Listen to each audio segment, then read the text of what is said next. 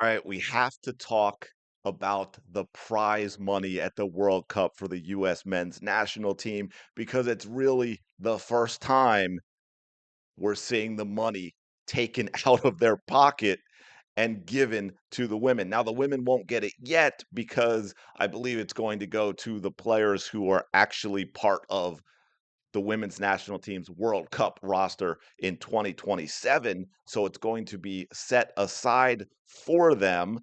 But the US, for getting this far, got 16 million. 20% of that goes to the US Soccer Federation. So I think it was like 12. Let me just double check. I think it was like 12.8 million. Yeah, 12.8 million. And half of that prize money is going to the women's team.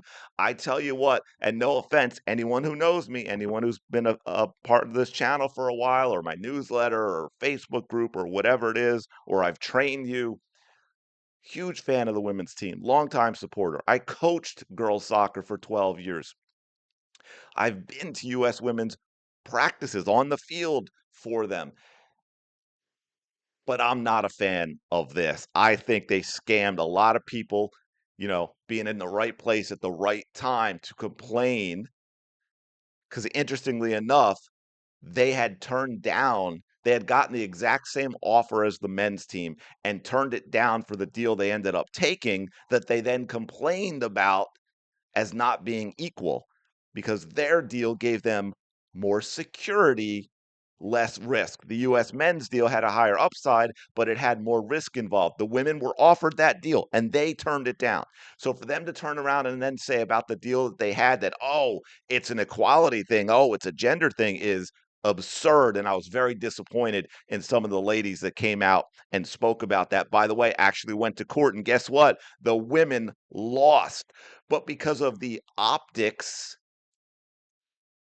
the US Soccer Federation made this deal anyway and said, "Oh, we're just going to have the men and women share," despite the fact that the men's World Cup, I think this year will do like 10 10 billion or something like that, and I think the last women's World Cup did like 500 million. I mean, there's a reason. It's not, "Oh, you're women, we're going to give you less." It's because of how much money the World Cup generates, which comes from what? The people watching. That's what it all comes from. So now FIFA has said they're going to try and make the prize money equal. I don't know how they can do that. Like indirectly, that would still have to come from the men. If FIFA's finding money that's not generated from the Women's World Cup in order to make the prize money more, that's coming from FIFA, then that's coming from the men elsewhere.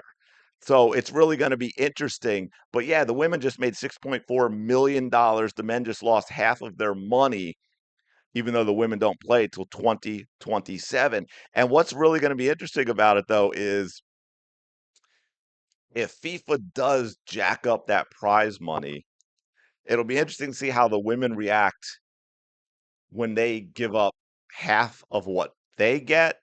And it's a lot more than they thought they were getting. You know what I'm saying?